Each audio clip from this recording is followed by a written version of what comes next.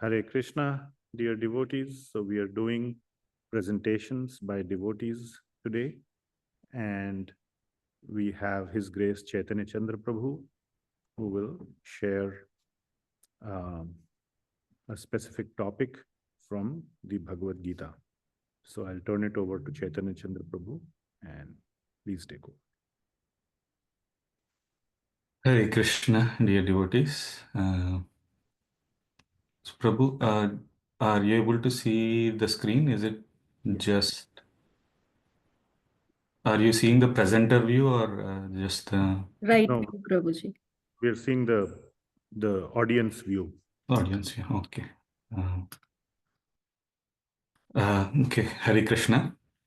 Today, the topic that I'm going to be presenting is nature and purpose of God's appearance.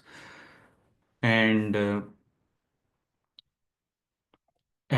I will be presenting it from the conversation between Arjuna and Krishna in the 4th chapter. And just before getting there, just trying to set some context from all the different presentations we have already had.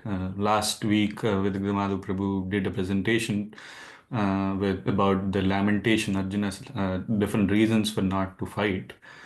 So after Arjuna presents all those reasons and expresses his grief and his ability to not his inability to decide what to do, and surrendering to Krishna for instruction, Krishna in the chapter 2 first starts about speaking Jnana Yoga, like Atma Jnana, about the soul, and why Arjuna has no reason to lament, and continues to speak about Nishkama Karma Yoga and about Sthita Prajna.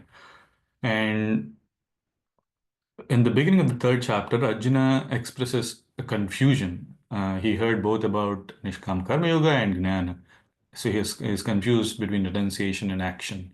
As Kirtada Mataji has already elaborated on Nishkama Karma Yoga, Krishna also does that elaboration of Nishkama Karma Yoga in chapter 3. And in chapter 4, Krishna wants to elaborate on the Jnana Yoga, or as Srila Prabhupada names the chapter, Transcendental Knowledge.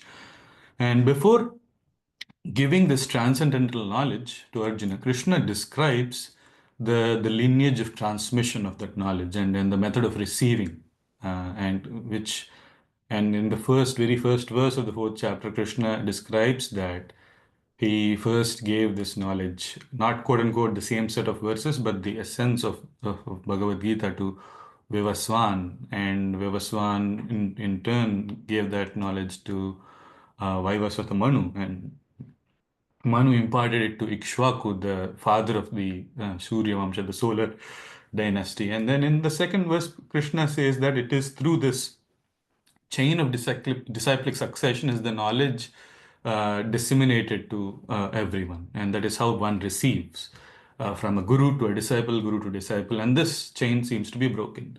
When Krishna says this, Arjuna comes with a question. Katam etad vijaniyam tvam adau proktavaniti. How come how am I to understand that you instructed this to Vivaswan, the sun god? You seem like the underlying assumption being Krishna is in age similar to Arjuna's. How am I to understand that you have long ago described this to Vivaswan?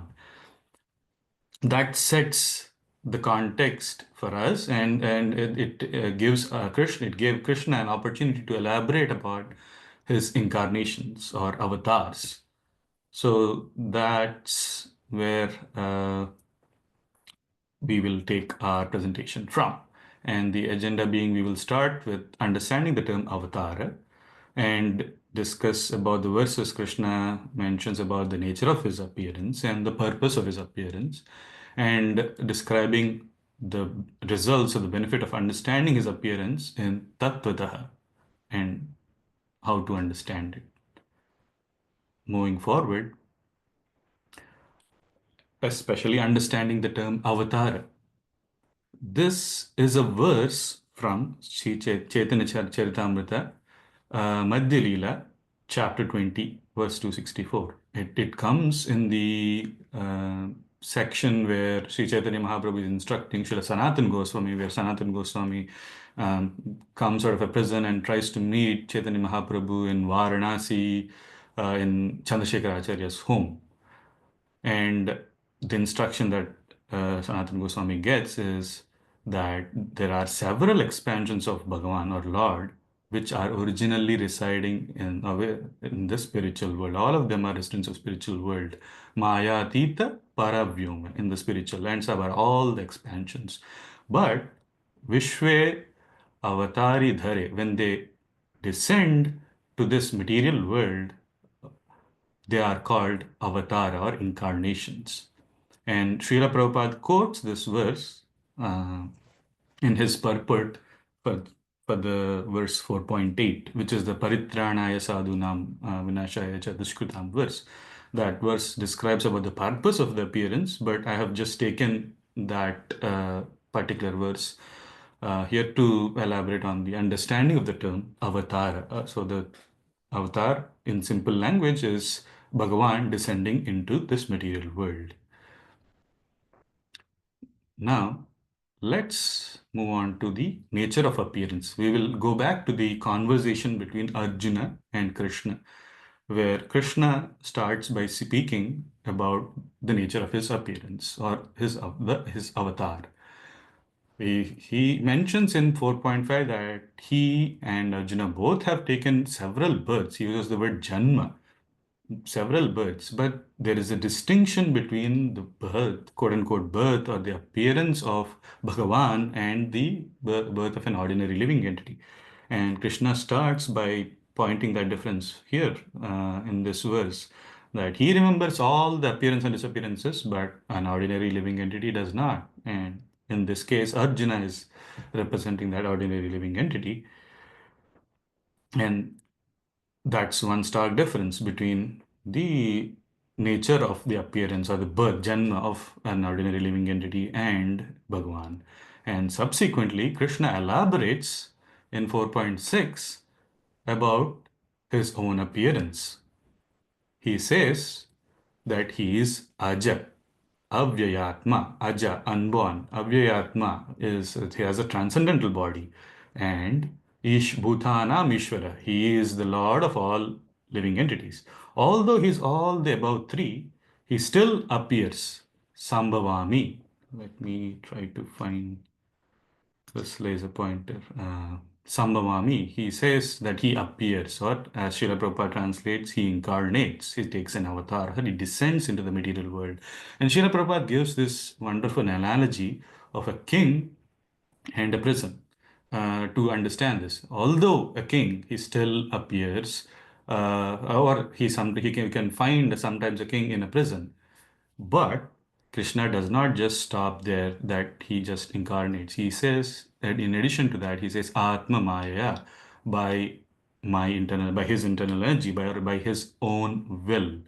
Just like when you see a king in a prison, it's not that the king is sentenced into the prison, but the king is appearing there or visiting the prison and leaving the prison later by his own will. The king might have his own purposes for appearance and like visiting and leaving. It might be something like pardoning a criminal or maybe reducing the sentencing of a criminal XYZ. And likewise, Krishna also has appearances, which he further elaborates upon later in this very chapter, but he still appears by his own will. And does he go ahead and take some sort of a material form when he appears? No. He uses the phrase Prakritim Swam Adhishtaya. He appears as going by the word to word that Srila Prabhupada gives, being situated in the transcendental form. Just like extending that analogy of the king doesn't if he visits like multiple prisons, he's not gonna go take, like put on a prison clothes just for visiting prison. He still appears in his kingly attire. He is uh, just because he goes from present 1, 2, 3, each place he comes as is, in his own original kingly attire. Just like that, Krishna is also appearing in his own transcendental form. The ordinary living entity in different births, I might have taken a different body, I might have uh, been an ant or something else in a previous life, and now a human. And ordinary living entity takes different bodies, but when Bhagavan comes, he comes in his own original transcendental form. He does not take that material body. And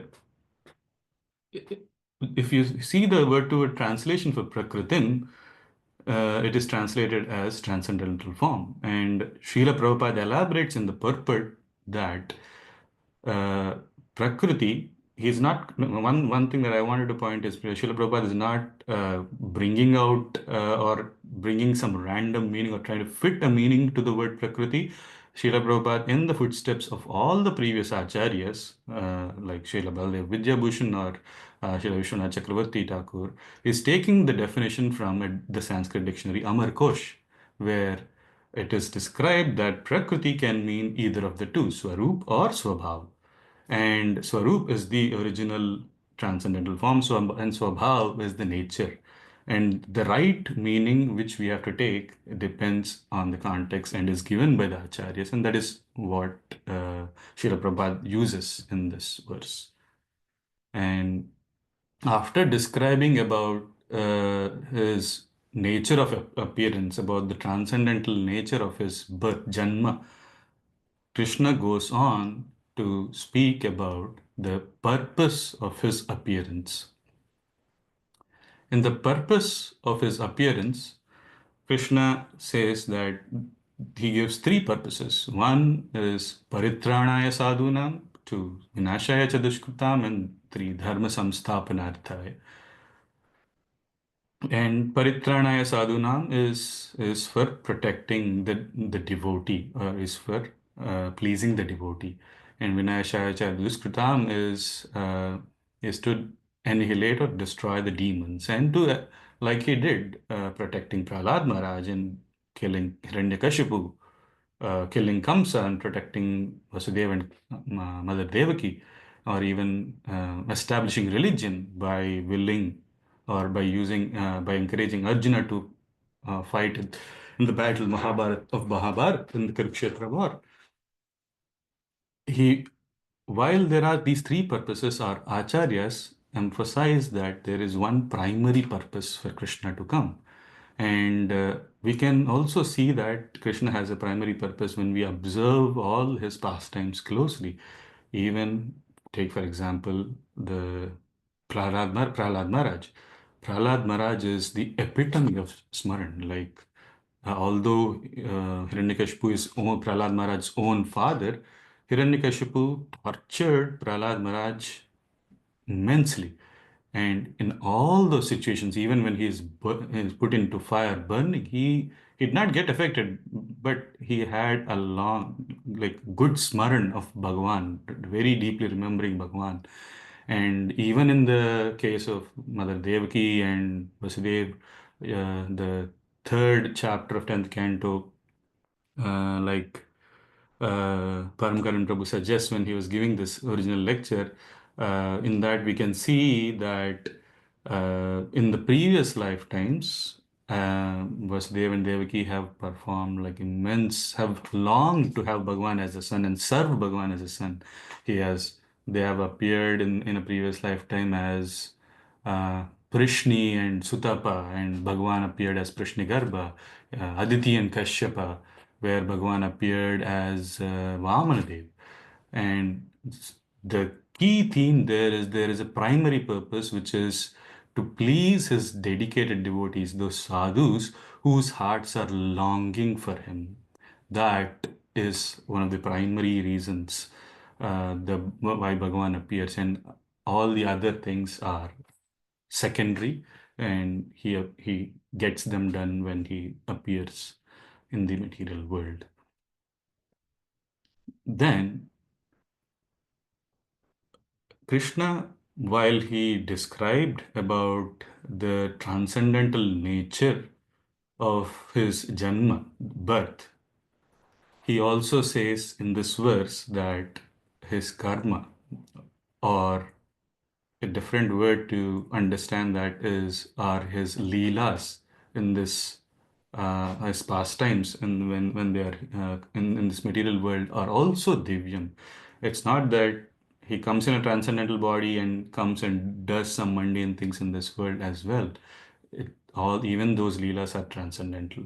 And he goes on to say that whoever understands or knows these in Tattvata, he did not stop it at just knows about the transcendental nature of Janma Karma of Krishna. He did not stop there. He used an adverb, Tattvataha, to qualify the process of knowing, which is sort of like, I may know a kid, I know where the kid goes to school, I know what height, weight, everything, or where he lives, and all those things, but I still can't know how a mother knows that kid. It's a much, much deeper knowing that a mother has about a kid, because the mother is living closely and serving the kid. And in that way, Krishna is emphasizing that one who knows or understands the transcendental nature of his Janma Karma, the Leelas, and the appearance and the disappearance of Bhagavan, does not take birth again and attains Krishna himself. And this also gives like a good segue into understanding what this tattvataha means. And something that I found very interesting in Srila Prabhupada's purport for this verse is is from this quote from Srila Prabhupada, which he takes from Purusha Bodhini Upanishad, where Srila Prabhupada, the translation that Srila Prabhupada, I don't have a word to word for that, but what Srila Prabhupada translates it to is that the Supreme Personality of Godhead is eternally engaged in many, many transcendental forms in relationships with his unalloyed devotees. So his loving relationships with his unalloyed the devotees is a very key and an essential component of his leelas, and that is something that one has to understand. And this gives us a good segue into the our next topic in the presentation, which is how to understand those. It's one thing to say, to know about the result of understanding, but it is still unclear from the word tattvatah about how to go about it. And uh, Srila Prabhupada uses this verse, he quotes this verse from Brahma Samhita.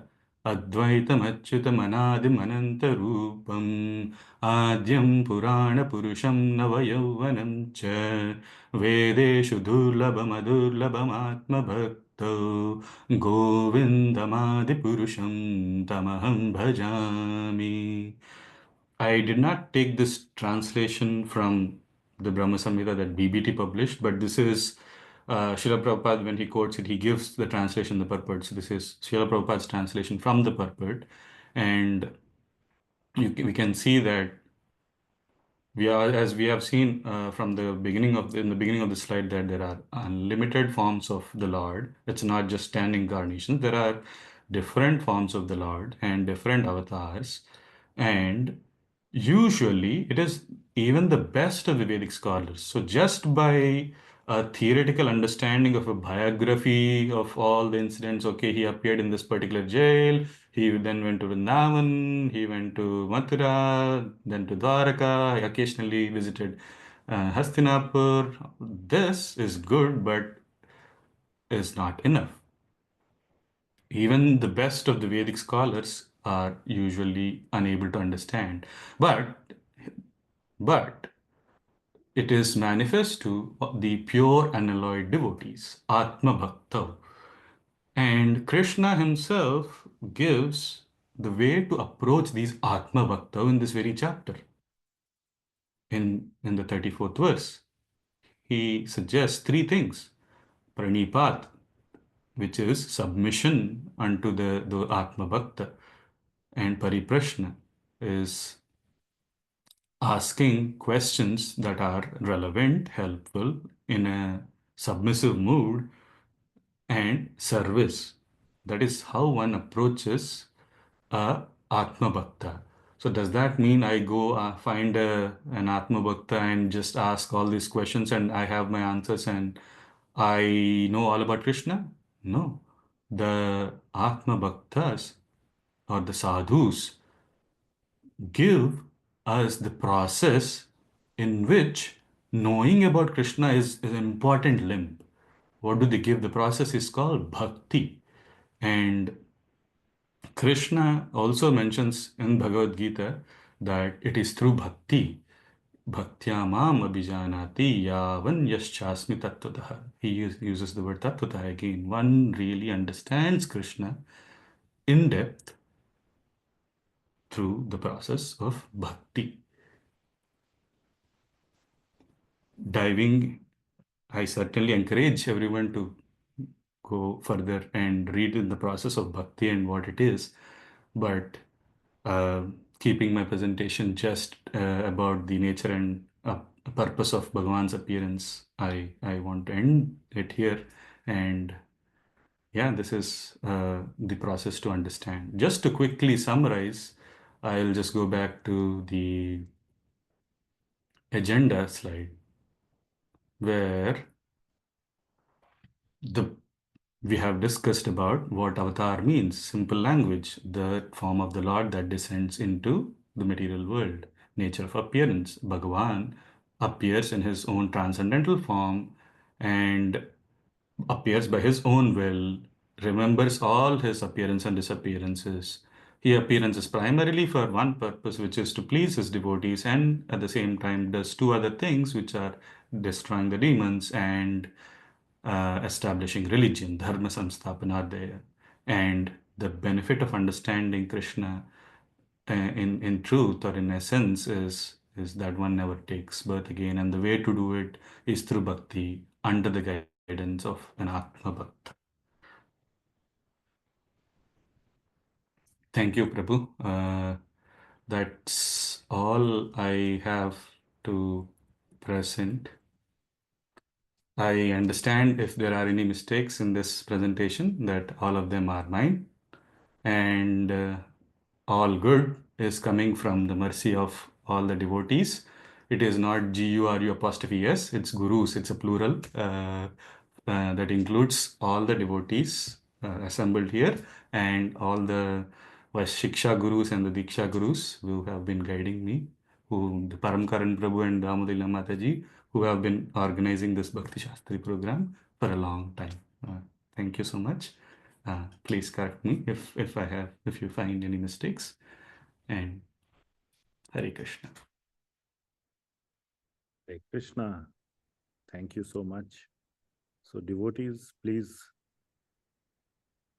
if anybody has questions or anything, go ahead, please. Hare Krishna Prabhuji, you chose the tough topic and you made it really understandable. You had a clear agenda, which is clear to us, like what is the purpose, what is his nature and everything. Thank you so much, Prabhuji. Yeah, the content is very clear and it's a tough topic and it's very in-depth topic, I mean to say, but you made it very clear. Thank you. Hare Krishna. Krishna. Thank you, Mataji. Thank you. Other devotees?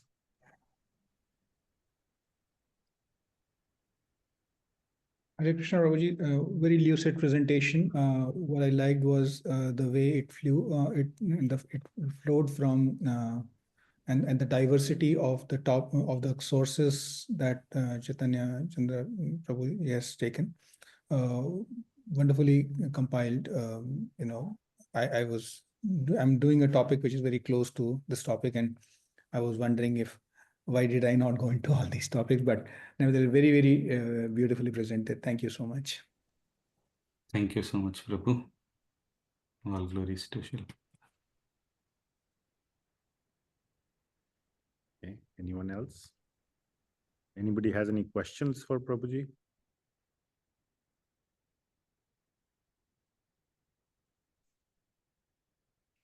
Caitanyacandra Prabhu reads a lot, so go ahead and ask any tough questions.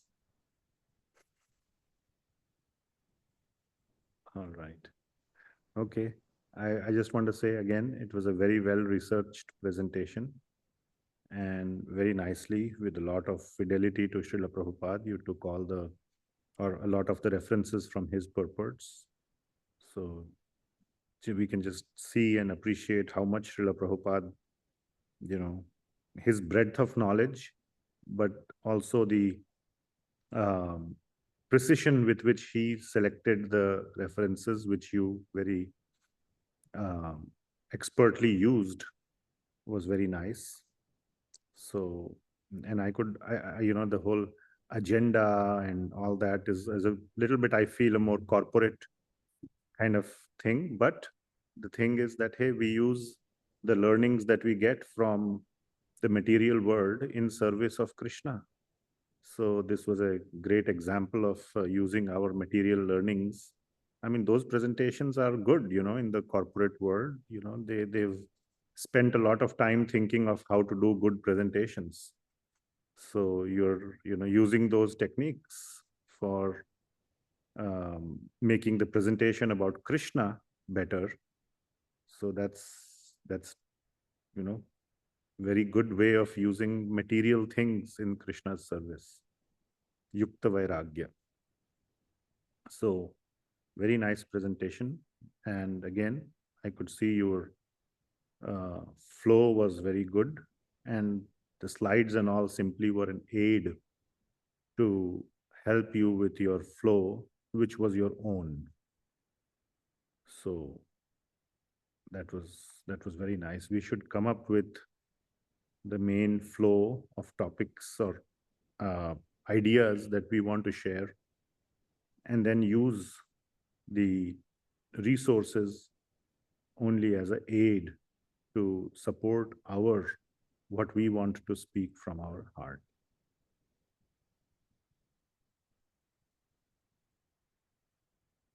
Very nice.